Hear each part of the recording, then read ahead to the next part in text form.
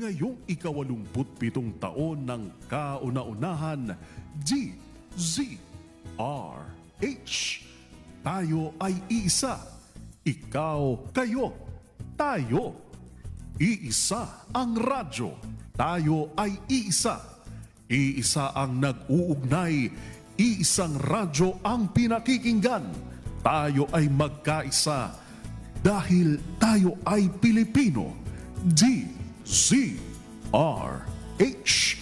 87 tayo. Saan ka man sa mundo, tayo iisa. Tayo Pilipino. Serbisyong tapat sa iyo, DZRH. Nagsimula sa pangarap hanggang sa maabot ang tagumpay. Iba't ibang kwento, iba't ibang mukha ng atletang Pilipino. Mas pinatindi, mas pinalakas, at mas pinaaksyon sa Match Point tuwing Sabado, 12:30 ng tanghali sa DZRH TV. Good Better News. Una sa Pilipinas, una sa Pilipinas. NBS, Trending and Viral Show. Nakahandang Sa ating balitan mga kaibigan sa Rapido Hataw. Public Service Hour. Siyempre pa, una sa Pilipinas. Una Ayan sa... ang kabuhanan din pala tuntunan ng break time. Sabay niyo na po ang mga balita at talakayan sa Balansyado. Maraming Tuloy-tuloy ang pagtulong, tuloy-tuloy ang pagseserbisyo at tuloy-tuloy ang balitaan kasama si May Binauhan sa Operation Tulong mula Lunes hanggang Biyernes.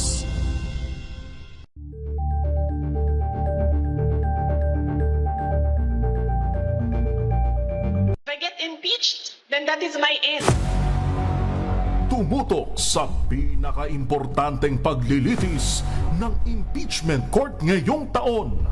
The Impeachment Trial of Vice President Sara Duterte at DZRH Special Coverage.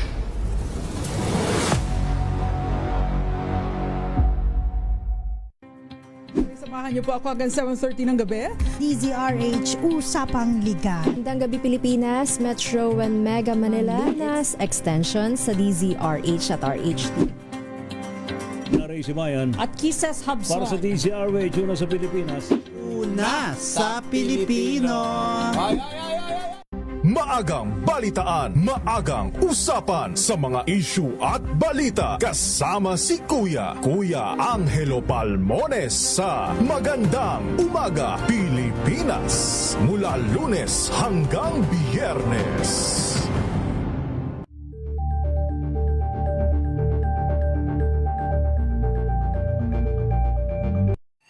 Mga balitang gigising sa inyong umaga. Mga balitang kailangan mong malaman. Mapapakinggan sa ACS Balita sa 2x2 kasama sina Anthony Taberna at Jerry Baha. Lunes hanggang Biyernes.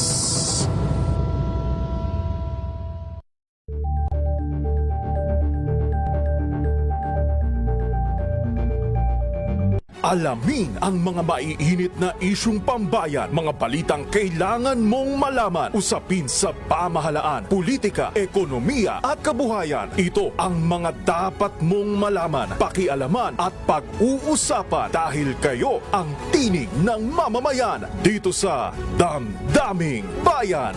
Live sa DZRH Radio, DZRH TV at DZRH Digital. Kasama sina Lakay, Deo Macalma at Elaine Apit. Araw-araw, Lunes hanggang Biyernes. Damdaming Bayan. Angel po si Angelo Palmones nag-iiwan sa inyo na isang magandang umaga. Maraming salamat. Life goes on. Nine, good morning Lakay. Good morning, sister. At good morning. Magandang mainit na umaga. Angel po si Angelo Palmones nag-iiwan sa inyo na isang magandang umaga. Maraming Sa salamat. Pilipinas, una sa Pilipino.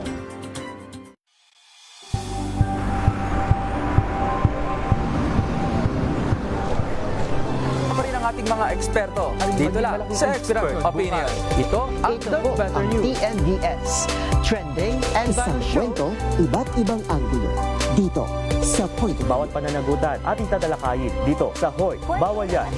Pilipino, dito lang sa DZRH. Matchable entertainment and lifestyle. Ito ang MBC TV Network News. Una sa Pilipinas, una sa Pilipino.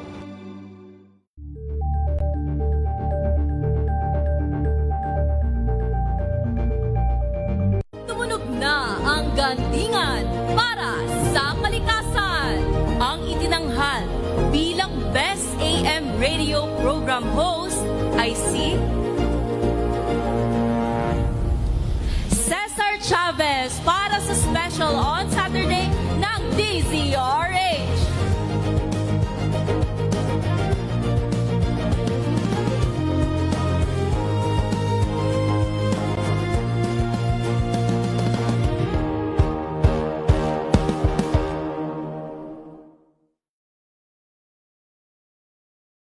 The Better News. Una sa Pilipinas, una sa Pilipino. TNVS, trending and battle show. Nakahandang Sa ating balitan mga kaibigan sa Rapido Hot Public Service Hour. Siyempre pa, una sa Pilipinas. Una Ayan sa ang kabuhanan din palatuntunan ng break time. Sabay niyo na po ang mga balita at talakayan sa Balansyado. Maraming sa... Buklatin. Pilipinas ang oras, alas 3:08 ng umaga. Saan man mangyari ang balita, Luzon, Visayas at Mindanao, hagip ng balitang Promdi. Kinalap ng buong puwersa ng MBC Media Group mula Aksyon Radyo, Radyo Natin Nationwide at DZRH, Provincial at Regional Correspondents. Balita Promdi kasama si Kises Habson. DZRH Balita Promdi.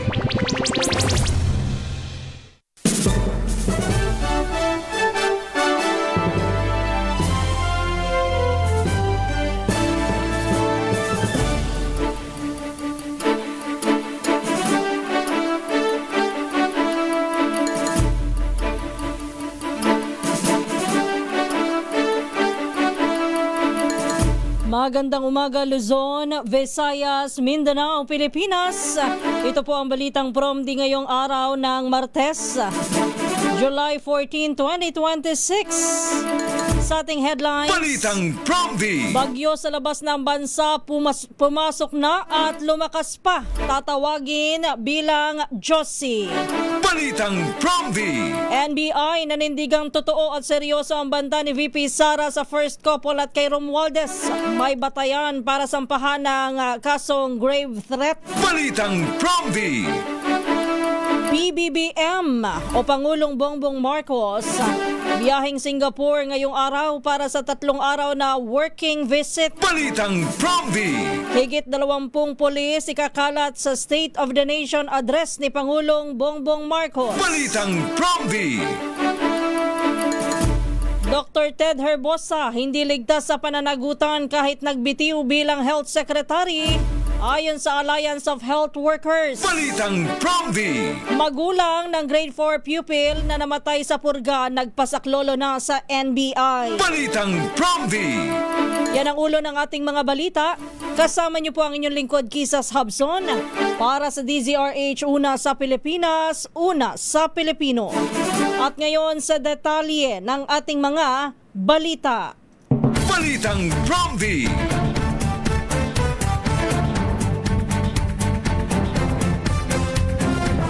Unahin natin ang ulat panahon. Nakapasok na po ng Philippine Area of Responsibility ang bagyong may international name na Haishen. Ayon po sa Pag-asa ay pumasok ang bagyo dito po sa Philippine Area of Responsibility o PAR kaninang alas 12:30 ng hating gabi o ng madaling araw. Lumakas rin at isa ng tropical storm ang naturang sama ng panahon na tatawagin bilang Bagyong Josie. Taglay nito ang lakas ng hangin na umaabot sa 65 kilometro bawat oras malapit sa gitna at pagbugso na umaabot naman sa 80 kilometro bawat oras. Kumikilos ang bagyong Josie sa bilis na 20 kilometro bawat oras patungo sa direksyong Hilagang Kanluran. Una nang pong sinabi na Pag-asa na hindi magtatagal ang bagyo at magre-recurve ito sa lalabas ng PAR sa Miyerkules o bukas. Bunsod dito'y walang inaasahang anumang direktang epekto ang bagyong Josie sa alinmang bahagi ng bansa, habang inaasahan din na hihinang muli ang bagyo bilang tropical depression sa loob ng 12 oras. Samantala, patuloy pa rin ang mga pag-ulan sa kanlurang bahagi ng Luzon dahil naman po yan sa habagat. Balitang Province.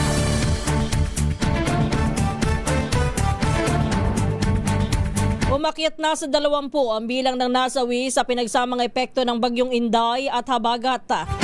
Ayon po yan sa datos ng National Disaster Risk Reduction and Management Council o NDRRMC. 10 sa mga nasawi ay mula sa Sarangani, 6 sa Lanao del Sur, 2 sa Bukidnon at 1 sa Iloilo at Davao Occidental. Ayon sa NDRRMC, 9 na individual ang napaulat na nasugatan habang 16 ang nananatiling nawawala.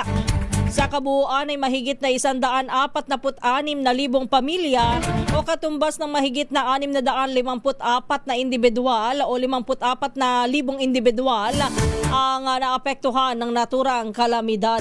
Balitang Province. Samantala, dumako muna tayo. Mga balita mula sa probinsya. Unahin natin ang Pangasinan. Yun daw pong tulak ng ilegal na droga sa Bautista, Pangasinan, arestado sa buy-bust operation. Ibalita mo yan, RH38, Freddy Fajardo.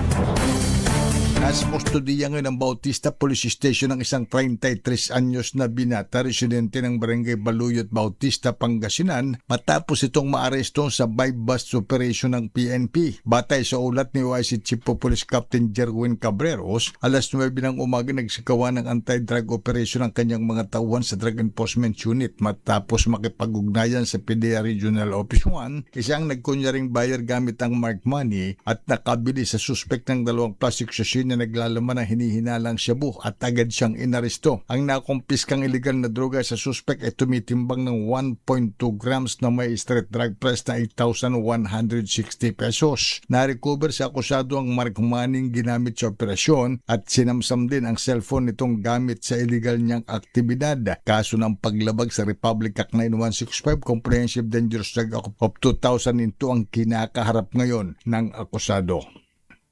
Mula sa Action Radio Pangasinan, ito si Freddy Fajardo, RH38, taguulat para sa DCRH. Una sa Pilipinas, una sa Pilipino. Balitang Province. Maraming salamat, Freddy. Standby lang, Dani. Nanindigan ng National Bureau of Investigation na seryoso at tunay ang umano'y banta ni Vice President Sara Duterte laban sa first couple at kay dating House Speaker Martin Romualdez. Sa pagpapatuloy ng impeachment trial, tumestigo si NBI BARM Regional Director Jeremy Lotok at inilahad ang kanilang naging investigasyon ng Cybercrime Division. Ayon kay Lotok, itinuturing na seryoso ang naging pahayag ng Vice Presidente bagamat hindi nila matukoy ang eksaktong motibo. Dagdag nito, nakabase sa 4 na salik ang kanilang pagsusuri. Kabilang po dito ang paraan ng pagkakabigkas ng mga pahayag. Literal na kahulugan nito, uri ng iniutos o ipinahiwatig at ang ugnayan ng mga taong sangkot.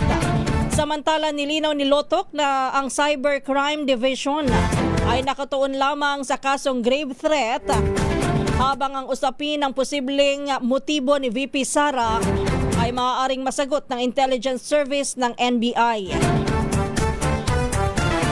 Sinabi naman ng House Prosecution na maaari nilang iharap bilang testigo si NBI Director Melvin Matibag, bagamat nakasalalay pa ito sa pag-aaproba ng Senator Judges. Balitang Province. Sa kaugnay na balita, iginiit ng National Bureau of Investigation na may sapat na batayan upang sampahan si Vice President Sara Duterte ng kasong grave threat at inciting to sedition. Kaugnay ito na naging pahayag ni VP Sara laban kay Pangulong Ferdinand Marcos Jr., First Lady Liza Araneta Marcos at dating House Speaker Martin Romualdez noong November 2024 sa isinagawang online press conference. Sa pagpapatuloy ng impeachment trial kahapon, sinabi ni NBI BARM Regional Director Jeremy Lotok na sa pagsusuri ng ahensya, lumitaw na galit o furious and fuming mad si Duterte habang nagsasalita sa online press con. Ipinakita sa trial ang ilang bahagi ng Zoom briefing kung saan ay ilang ulit na minura ng Vice Presidente ang first couple at si Romualdez at pinagsabihan ng mga masasamang salita. Kinumpirma rin ni Lotok na sinuri ng NBI ang iba pang naunang pahayag ni Duterte, kabilang na ang umano'y sinabi nito noong October 2024 na iniisip niyang putulin na ang ulo ng Pangulo. Balitang Prompty.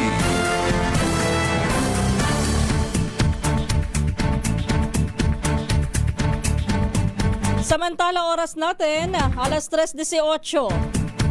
Balita naman tayo mula sa Central Luzon, ligtas paaralan orientation laban sa krimen, bullying at responsableng pagiging magulang. Isinagawa daw po sa Maribeles National High School. Ibalita mo yan, RH37, Danny Kumilang.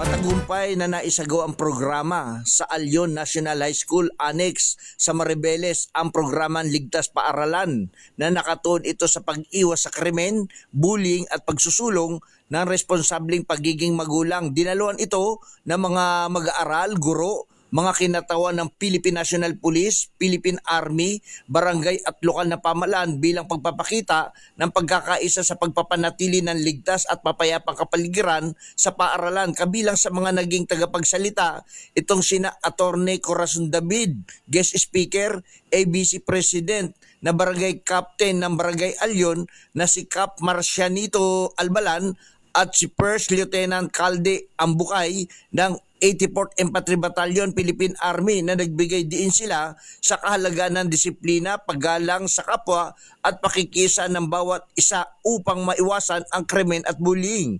Layunin ng programa na higit pang patatagin ang ugnayan ng paaralan, mga magulang, pamahalaan at mga ahensyang nagpapatupad ng batas para sa kaligtasan at kapakanan ng mga mag-aaral. Danny Kumilang, RH37, DCRH, una sa Pilipinas, una sa Pilipino. Balitang Prompty.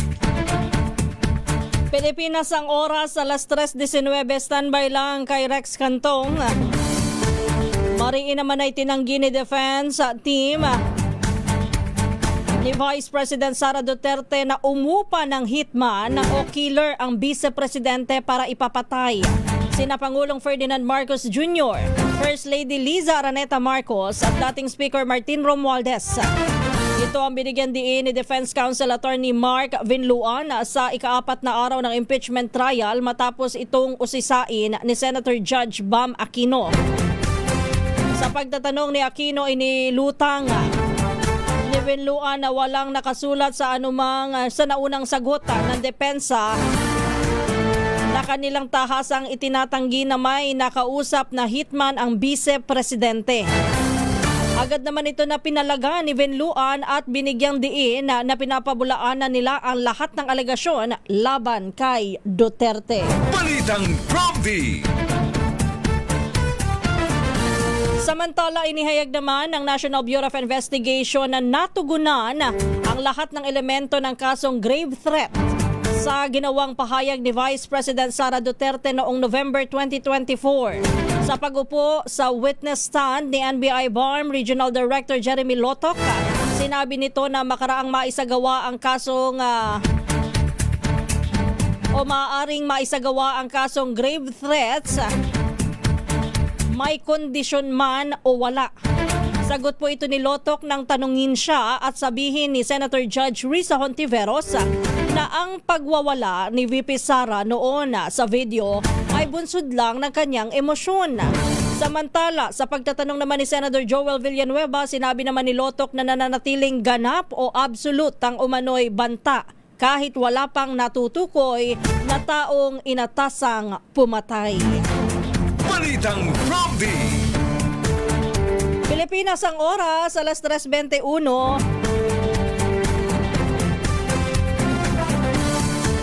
Nakuha naman natin balita sa Negros Occidental. Meron daw pong senior citizen patay matapos pagbabaralin sa bayan ng Ibi Magalona sa naturang lalawigan. Ibalita mo yan, RH46, Rex Cantong.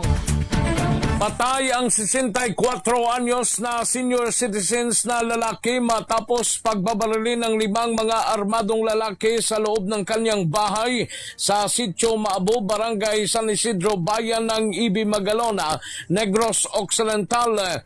Ang biktima kinilala na si alias Armando, residente na nasabing lugar.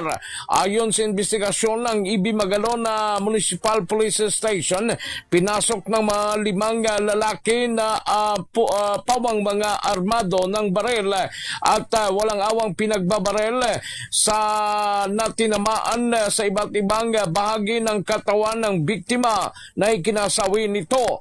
Dagdag pa ni Police Captain Gian Carlo Manya, hepe ng Ibi Magalona Police Station, na recover sa crime scene ang 5 basyo ng bala mula sa M16 Armalite rifle na baril.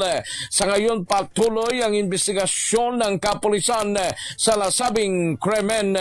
Ito si RH46 Rex Cantong para sa DZRH, una sa Pilipinas, una sa Pilipino. Balitang Prompty. Thank you, Rex. Standby lang, Jo.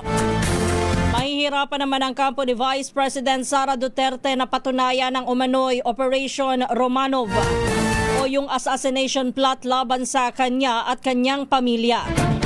Ayon kay Palace Press Officer Claire Castro, ito'y dahil wala umanong naihaharap na konkretong ebidensya kaugnay ng naturang alegasyon. Sabi ni Castro, lumutang na ang pangalang Romanov sa sinasabing operasyon para patayin ang pamilya Duterte mula pa kay Davao City Mayor Baste Duterte noong January 2024. Pero kahit na sa isinagawang online press briefing ni VP Sara noong Nobyembre 2024 ay wala rin naman anyang naipakitang matibay na ebidensya kaugnay ng OPLAN o Operation Romanov. Balitang Prompty. Sa kaugnay na balita, magpipresenta naman ng testigo ng kampo ni Vice President Sara Duterte para patunayan daw po ang umano'y Operation Romanov o yung planong pagpatay sa Vice Presidente at sa kanyang pamilya. Yan po ang kinumpirma ni Defense Counsel Attorney Mark Vinluan sa ika-4 na araw ng impeachment trial kahapon. Kasunod ito ng pagtatanong ni Senator Judge Raffy Tulfo kung isasalang ba ng depensa bilang testigo ang vlogger na si Princess Maui na siyang naglabas ng issue ungkol sa Operation Romanov sa kontrobersyal na press conference noong November 2024. Matatanda ang naging press conference ay nagtulak daw po kay VP Sara na sabihing nag-hire siya ng tao para ipapatay sina Pangulong Ferdinand Marcos Jr., First Lady Liza Araneta Marcos at dating Speaker Martin Romualdez kapag siya ay napatay. Ayon kay Vinluan, depende sa takbo ng paglilitis kung isasalang si Princess Maui. Pero tiniyak nitong may ibang mga testigo silang ihaharap na magpapatunay sa banta sa buhay ng pamilya Duterte. Balitang Prompty. Aminado naman ang National Bureau of Investigation na nagkaroon po ng typographical error sa kanilang subpoena at affidavit kaugnay po ng investigasyon sa umano'y banta ni Vice President Sara Duterte. Sa ika-4 na araw na impeachment trial, inamin ni NBI BARM Regional Director Attorney Jeremy Lotok, mali ang nailagay na petsa sa 2 dokumento na kapwa nakalagay ang November 6, 2024. Giit po ni Lotok, dapat ay December 11, 2024 ang tamang petsa ng kanilang affidavit of investigation. Kasunod ito ng paggisa at pagkwestiyon ni Senator Judge Amy Marcos sa naging timeline ng investigasyon ng NBI. Matatandang November 23, 2024 nang isagawa ni VP Sara ang online press briefing kung saan ang umano ay pinagbantaan ang buhay ng Pangulo, unang ginang at ni dating Speaker Romualdez. Balitang Robby! Bukod po dito nagisa rin ho ang testigo ng prosekusyon. Pati na ho doon sa typo error doon sa naging pahayag ni VP Sara. Yung ma'am ay naging mama. Yan po'y hindi rin pinalampas ng abogado ng depensa. Balitang Robby! Hindi bayolente si Vice President Sara Duterte at wala siyang intensyon na manakit ng ibang tao. Ito naman ang binigyan diin ng kampo ng Vice Presidente bilang paglilinaw sa kanyang bloodbath statement. Sa press conference bago ang impeachment trial, sinabi po ni Defense Team spokesperson Michael Powa, mali ang naging interpretasyon sa pahayag ng Vice Presidente. Paliwanag niya, ang tinutukoy ni VP Sara ay sarili niyang dugo na tila mabubuhos dahil sa kinakaharap na impeachment proceedings. Sabi ni Powa, nilinaw na rin ito ng Vice Presidente mismo nang magtungo siya sa Senado noong nakalipas na linggo.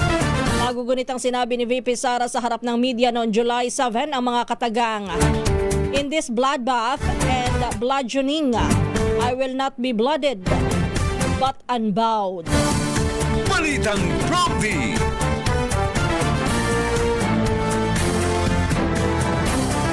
Samantala, balita muna tayo sa Western Visayas. High-value individual timbog sa drug buy bust operation sa Cabatuan, Iloilo. Higit 2 milyong pisong halaga ng shabu ang nasamsam. Jocelyn Maki ng Action Radio, Iloilo sa detalye. Ng Iloilo Police Provincial Office Provincial Drug Enforcement Unit Team 1 ang isang bagong tukoy na high-value individual sa isinagawang buy-bust operation sa Barangay Hilikon, Montinola, Cabatuan, Iloilo.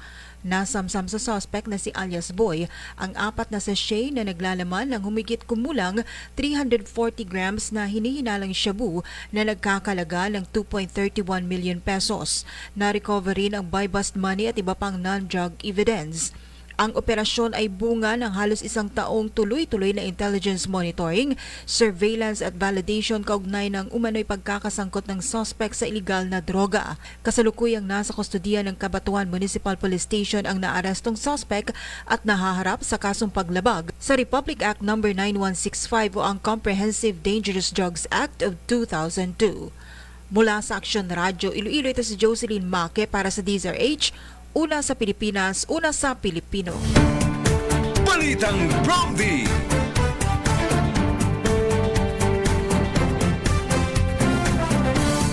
Babiyahe naman si Pangulong Ferdinand Marcos Jr. ngayong araw patungo sa Singapore para sa 3 araw na working visit. Ayon kay Palace Press Officer Claire Castro, layo nito na palakasin ang ugnayan ng dalawang bansa sa iba't ibang larangan. Nakatakdang makipagpulong si PBBM kay Singapore Prime Minister Lawrence Wong upang talakayin ang mga pagpapalawak ng kooperasyon sa kalakalan at pamumuhunan, gayon din sa kalusugan, pangangalaga sa kalikasan at iba pang usapin na may kinalaman sa rehiyon at sa buong mundo. Inaasahan din na pagtitibayin ng dalawang lider ang kanilang suporta sa ASEAN centrality at pagpapanatili ng kapayapaan at katatagan sa rehiyon. Makikipagpulong din si Pangulong Marcos sa mga business leader na inorganisa naman ng Milken Institute sa Embahada ng Pilipinas sa Singapore upang hikayatin ng mas marami pang pamumuhunan sa bansa. Kasama po ng Pangulo sa naturang biyahe si First Lady Liza Marcos na magbibigay naman ng mensahe sa Global Economic Cooperation East Summit matapos siyang imbitahan ng Future Economic Cooperation Council. Balitang Robby! Alas 3:30 na po ng umaga.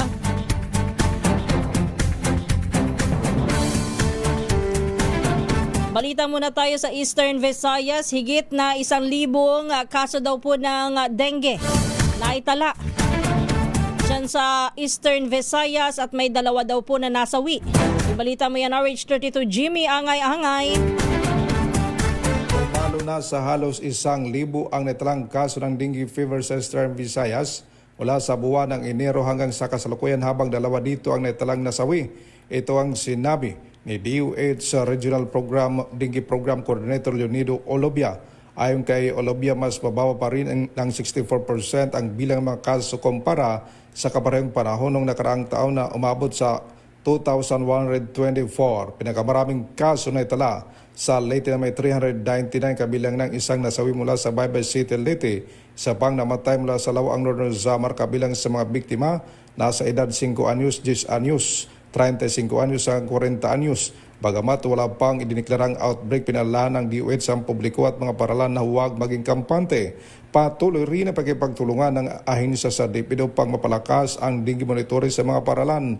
Mula ring hinikayat ng DOH ang publiko sa gawang 4S kontra dengue at panatilihing malinis ang kapaligiran upang maiwasan ang pagdami ng lamok nagdadala ng sakit. Mula dito sa DYVL Action Radio Tacloban, ito si RH32 Jimmy Angay-Angay para sa DZRH. Una sa Pilipinas, una sa Pilipino.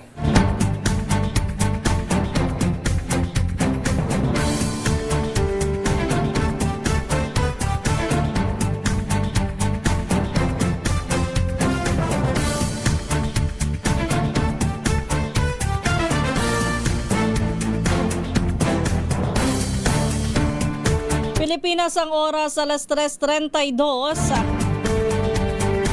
Nananawagan naman si Dr. Jose Antonio Goycha na palawakin pa ang pamahalaan ng ugnayan ng Saudi Arabia at Pilipinas mula po sa tradisyonal na labor at remittances tungo sa mas malalim na kooperasyon sa pamumuhunan, kalakalan, food security, renewable energy at human capital development.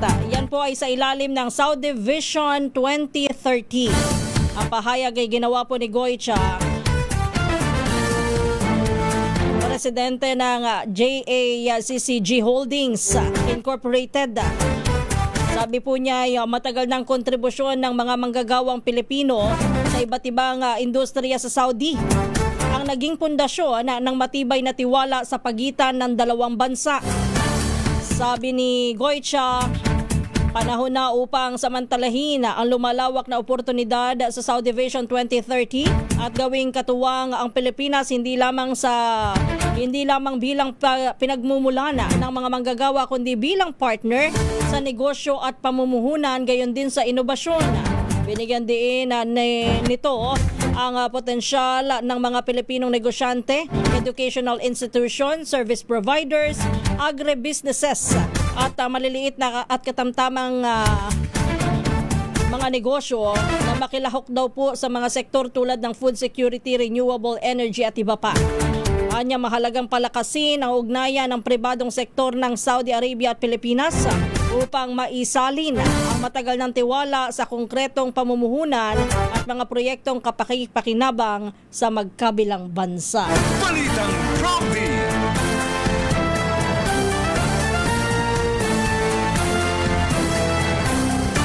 Pilipinas ang oras alas 3:34. Nagbitiw na bilang kalihim ng Department of Health si Dr. Ted Herbosa. Nagsumite siya ng courtesy resignation kay Pangulong Ferdinand Marcos Jr. dahil sa health concerns. Ang hakbang ng dating kalihim ay kasunod ng pagsailalim niya sa knee replacement surgery. Tinanggap na ni Pangulong Ferdinand Marcos Jr. ang resignation ni Herbosa na nanungkulan sa pwesto mula 2030 at inanunsyo naman ni Palace Press Officer Claire Castro ang pagkakatalaga kapalit ni Herbosa kay Dr. Jose Pujalte Jr. Balitang Prompty! Kaugnay po ng balitang yan, may bago ng kalihim ang Department of Health matapos na italaga nga sa pwesto ni Pangulong Ferdinand Marcos Jr. si Dr. Jose Britanio Brix Pujalte bilang kapalit ni Dr. Ted Herbosa na nagbitiw sa pwesto. Ayon kay Palace Press Officer Claire Castro, mahigit 3 dekada nang nagsisilbi sa pampublikong sektor si Pujalte. Nagsimula siya sa DOH noong 1991 at natapos ang kanyang residency sa Philippine Orthopedic Center noong 1994. Mula naman noong 2014, nagsilbi siya bilang Medical Center Chief 2 ng Philippine Orthopedic Center. Nagtapos din si Pujalte ng medisina sa University of the Philippines College of Medicine at kumuha ng master's degree in hospital administration sa Ateneo Graduate School of Business. Nakamit din nito ang Career Executive Service Eligibility noong 2008. Sinabi ni Castro na inaasahan na pamumunuan ni Pujalte ang pagpapatuloy ng mga programa ng administrasyon upang lalo pang mapalakas ang healthcare system sa ating bansa. Gayon din ay para mapahusay ang kalidad ng serbisyong pangkalusugan at maisulong ang mas mabuting pangangalaga sa kalusugan ng mga Pilipino. Balitang Prompty! Nagpaabot naman ng pasasalamat si resigned Health Secretary Ted Herbosa sa pagkakataon na ibinigay sa kanya bilang kalihim ng Department of Health. Ito po'y matapos na magbitiw sa pwesto si Herbosa dahil sa health reasons. Ayon kay Herbosa, natapos noong July 7 ang kanyang bilateral knee replacement surgery at kailangan pa ng physical therapy para tuluyan na mapagaling. Saad ng dating kalihim, makakaasa ang Pangulo na patuloy siyang susuporta sa nasimulan nitong adhikain. Binati naman ni Herbosa ang bagong talagang kalihim na si Secretary Jose Brix Pujalte Jr. Balitang Prompty! Standby Jane. Nanindigan naman ang Alliance of Health Workers na hindi dapat na matapos sa pagbibitiw sa pwesto ang usapin ng pananagutan ni dating Health Secretary Ted Herbosa. Ayon sa grupo, ang pagbibitiw sa tungkulin ay hindi nag-aalis sa pananagutan ng isang opisyal sa mga reklamong may kaugnayan sa kanyang panunungkulan. Iginit po ng AHW, bagamat ginagalang nila ang desisyon ni Herbosa na unahin ang kanyang kalusugan, nananatili pa rin ang hinaing at reklamong inihain ng mga empleyado ng Department of Health, health workers at iba pang sektor noong siya ay kalihim. Dahil dito'y nananawagan po ang grupo sa Office of the Ombudsman at iba pang kinaukulang ahensya na magsagawa ng malalimang investigasyon o malaliman at independent at transparent na investigasyon laban kay Herbosa. Balitang Prompty! Balita naman tayo mula sa Northern Samar. Mga mag-aaral ng elementary mula sa isang paaralan sa Pambuhan, Northern Samar, naglunsad daw po ng pulong kasama ang mga pulis. Kanila pong tinalakay ang posibleng shooting incident sa mga paaralan. Ibalita mo yan, RH34 Jane Galit Bantayan. Naglunsad ng lecture sa mga mag-aaral ang PNP sa lalawigan ng Northern Samar at ngayon naman ay tinutukan ang elementary student. Tinawag itong gabay sa kaligtasan na inulunsad ng kapulisan mula sa 2nd Northern Samar Provincial Mobile Force Company. Nagbigay ng kaalaman ng mga pulis sa mga mag-aaral ng Pambuhan 1 Central School. Isang pulong-pulong at information drive ang sinagawa ng tauhan ng 2nd Northern Samar Provincial Mobile Force Company sa pamumuno ni Police Lieutenant Colonel Edwin Oluwan Jr., ang First Commander, doon mismo sa Pambuhan 1 Central School. Ayon sa nasabing unit, ang aktibidad ay nilunsad kaugnay pa rin ng kamakailang insidente lamang sa San Jose National High School sa Tacloban City. Nais ng PNP na bigyan ng sapat na kaalaman ang mga kabataan patungkol sa bullying, kung paano ito maiwasan at ang mga negatibong epekto nito sa kanilang kapwa mag-aaral.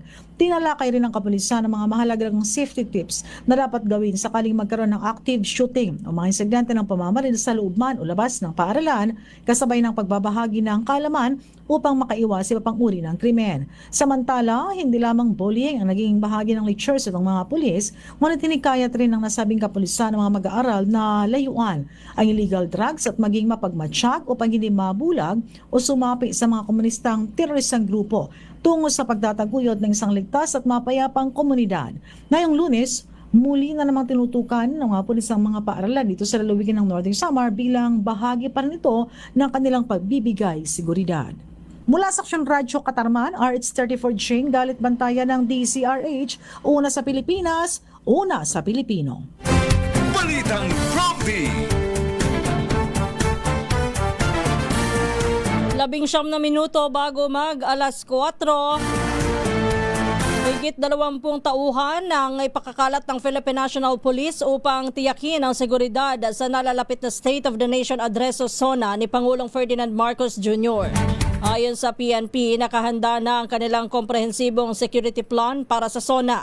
Kabilang dito ang pagbabantay sa batasang pambansa, mga pangunahing lansangan at iba pang lugar na inaasahang pagdarausan ng kilos protesta at pagtitipon. Layunin ng malawakang deployment na mapanatili ang kaayusan, matiyak ang kaligtasan ng Pangulo, mga opisyal ng pamahalaan, mga delegado at publiko, habang iginagalang din ang karapatan ng mga demonstrador. Kasama man sa seguridad ang mahigpit na checkpoint, operations intelligence monitoring, traffic management at pakikipag-ugnayan sa iba pang ahensya ng pamahalaan upang matiyak ang maayos na pagdaraos ng taunang ulat sa bayan ng Pangulo.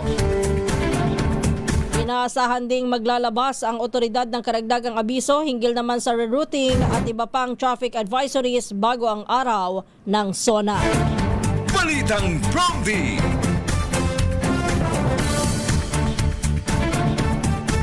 Balita naman tayo mula sa Davao. High-value drug suspect arestado sa buy-bust operation sa Mawab, Davao de Oro. Ibalita mo yan, Jun Soter ng Action Radio, Davao.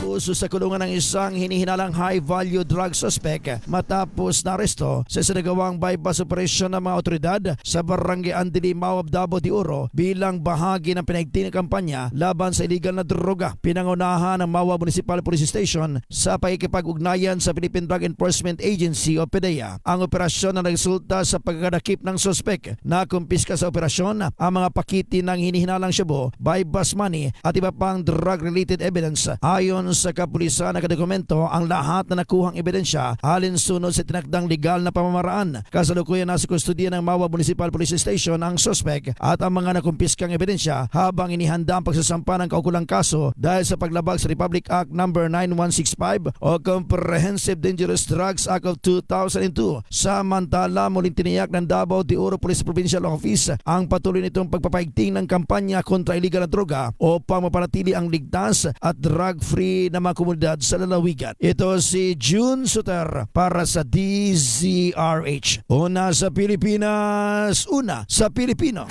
Balitang Prompty. Nagpasaklolo sa National Bureau of Investigation ang mga magulang ng 8 taong gulang na grade 4 pupil na namatay ilang araw matapos ang isinagawang school deworming activity sa 13 Martires City. Kasama ang Volunteers Against Crime and Corruption of VACC, nagtungo po ang mga magulang ng biktimang si Rex sa NBI upang hilingin na siyasatin ang pagkamatay ng kanilang anak. Nais po ng mga magulang na papanagutin ang sino pang mapapatunayan na may pananagutan sa nangyari matapos ang deworming activity sa Hugo Perez Elementary School Annex. Ayon po sa ama ng bata, nais nilang malaman ang tunay na sanhi ng pagkamatay ng kanilang anak at kung may kaugnayan dito ang deworming medicine na ibinigay sa paaralan. Anya, malusog at walang iniindang sakit si Rex bago ang nangyaring insidente. Ikinuwento din nito na matapos naman ng uminom ng deworming medicine noong July 2, nagsimula ng makaranas ng pagsusuka ang kanyang anak pag-uwi sa bahay at nilagnat kalaunan. Kinabukasan po isinugod dito sa ospital ngunit binawian din ng buhay. Batay sa paunang medical finding, septic shock na dulot po ng impeksyon na naging sanhi ng pagkamatay ng bata. Gayon man ay hindi pa tiyak kung may direktang kaugnayan dito ang deworming medicine. Balitang Prompty.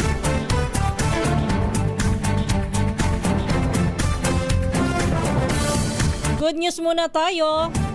Mas magiging mabilis at maginhawa na ang biyahe ng mga pasahero ng LRT2.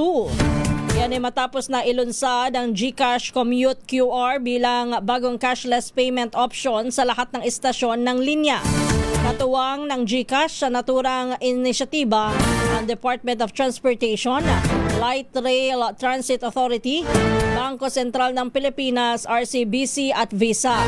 Sa ilalim nito ay maaari nang gamitin ng mga commuter ang kanilang cellphone upang magbayad ng pamasahe mula Recto Station sa Maynila hanggang hanggang sa Antipolo Station sa Rizal.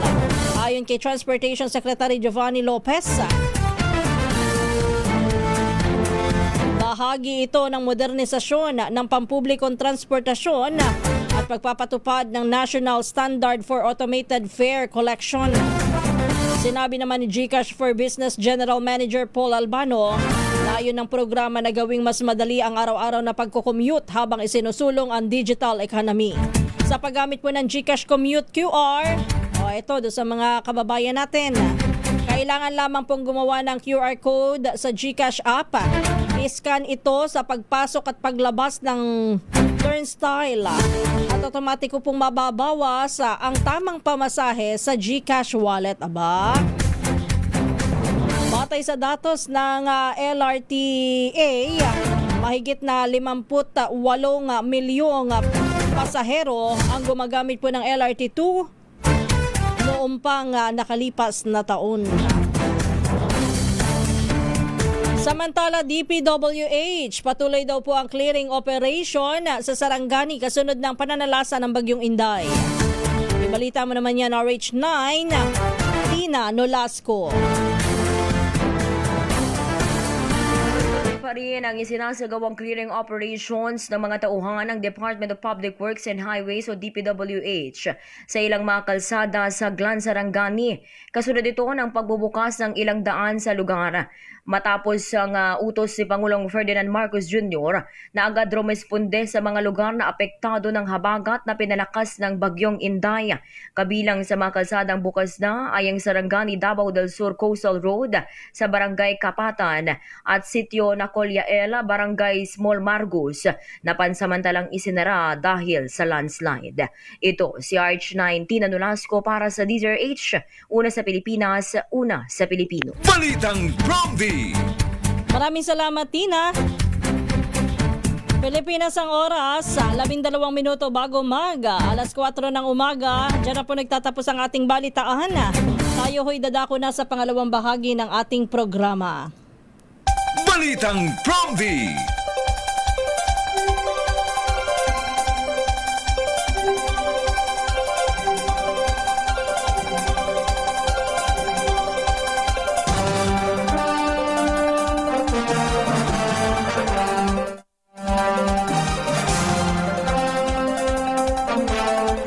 Muli isang magandang umaga po ang ating pagbati sa lahat ng mga nakikinig, nanonood at nakatutok ngayon dito sa ating programa. Ito nga po ang Balitang Promdi. Kumusta na po ang ating mga kababayan all over the world? O saan pang bahagi ng bansa?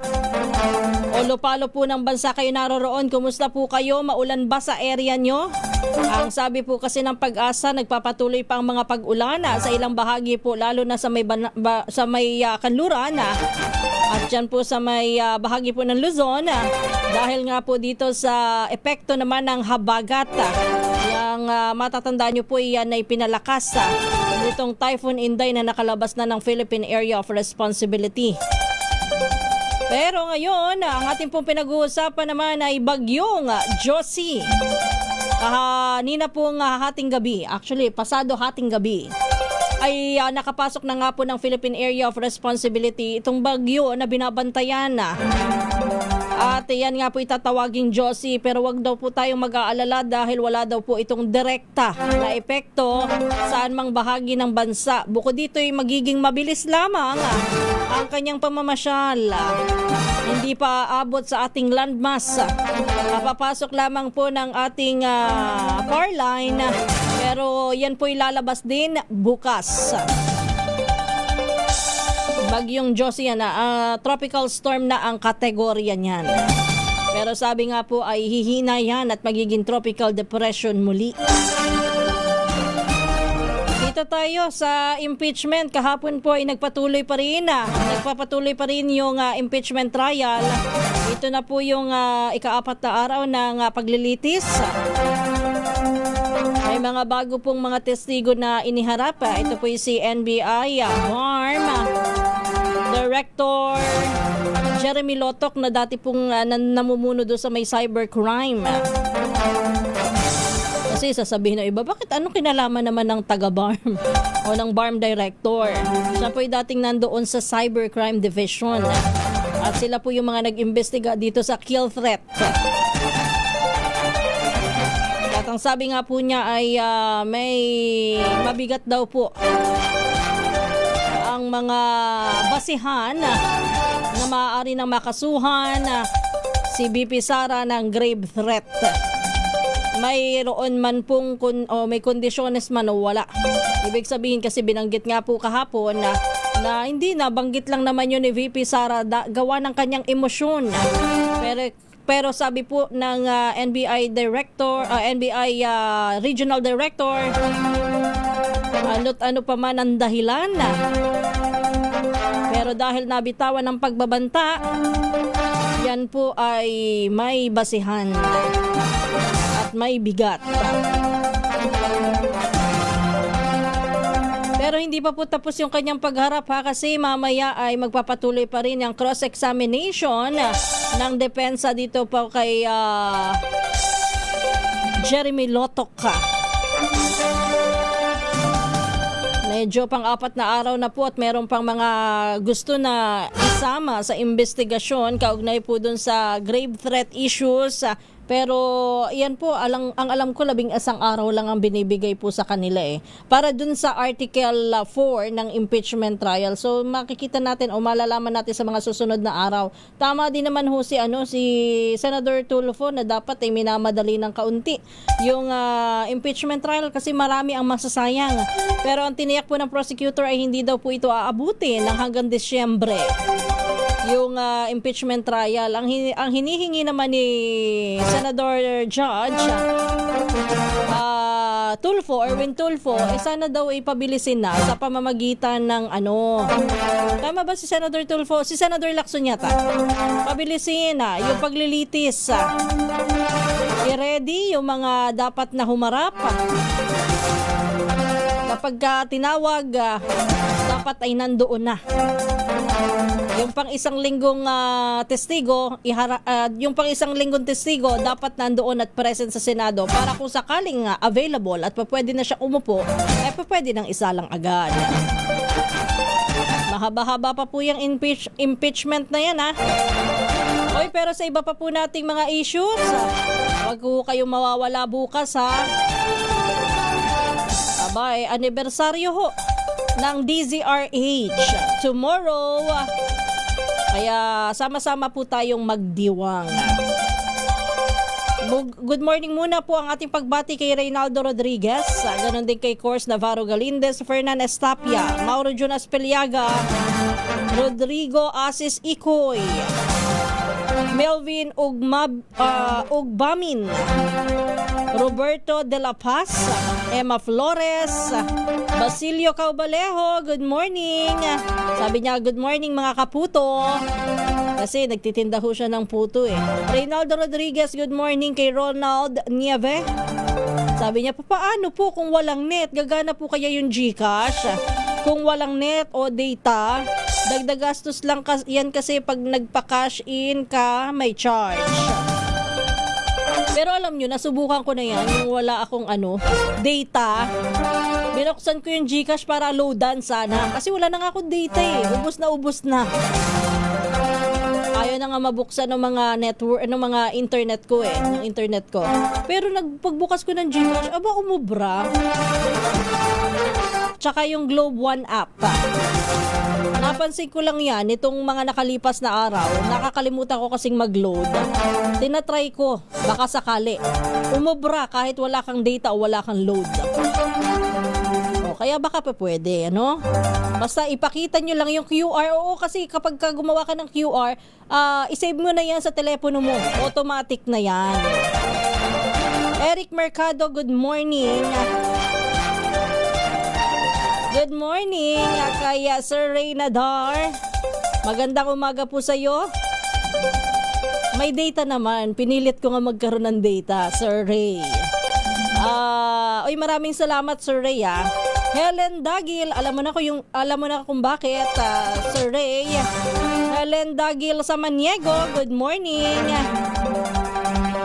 At ganoon din po ang pagbati natin kay Teofanes Pahe, Jesus Chavez Jr., Miguel Villaflor, Virgilio Sakdalan.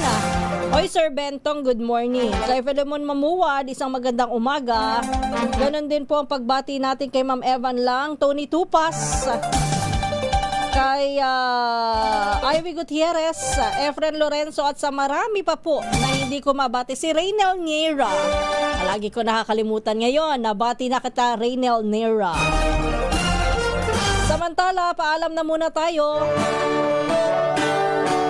Sorry po doon sa mga hindi natin na... Ano ba yan? Sorry po doon sa mga hindi natin na bati. Mabawi po ako sa inyo. Marami pa namang episode ang ating programa. Ito po muli ang Balitang Promdi. Ako po ang inyong lingkod, Kisas Habson. Susunod na si Kong Angel Palmones at ang Magandang Umaga Pilipinas. Muli Pilipinas, ang oras 3 minuto bago mag alas 4. Good morning and happy Tuesday. Dumi